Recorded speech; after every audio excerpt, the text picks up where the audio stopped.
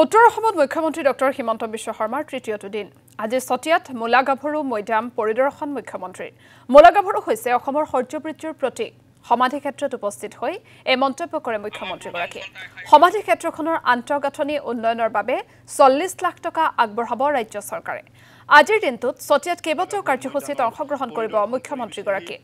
এপিনে মুখ্যমন্ত্ৰীৰ লগতে সমাধি ক্ষেত্ৰখনত উপস্থিত থাকে চতিয়াৰ বিধায়ক পদ্ম হাজৰিকা মোলাগাভৰুৰ সমাধি ক্ষেত্ৰৰ স্বীকৃতি আৰু আন্তঃগাঁথনিৰ উন্নয়নৰ বাবে চতিয়াবাসী ৰাইজে বহু দিনৰে পৰা দাবী জনাই আহিছিল বুলি মন্তব্য কৰে বিধায়কগৰাকীয়ে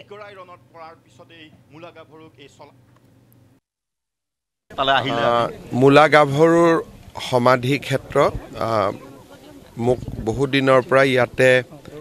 স্থানীয় ৰাইজে বিধায়ক পদ্ম হাজৰিকা প্ৰমোদ বৰঠাকুৰ সকলোৱে আমন্ত্ৰণ কৰি আছিলে আজি অলপ সময় পাই মোলাগাভৰুৰ মৈদাম পৰিদৰ্শন কৰিলোঁ ৰাজ্য চৰকাৰে এইবাৰ 40 লাখ টকা আগবঢ়াইছে মৈদামটো কিছু বাউণ্ডাৰী ৱাল বা কিছু প্ৰাৰম্ভিক কাম কৰাৰ কাৰণে স্থানীয় ৰাইজৰ লগত আলাপ আলোচনা কৰি মৈদাম ক্ষেত্ৰখনক সুন্দৰভাৱে নিৰ্মাণ কৰাৰ বাবে আমি প্ৰচেষ্টা ল'ম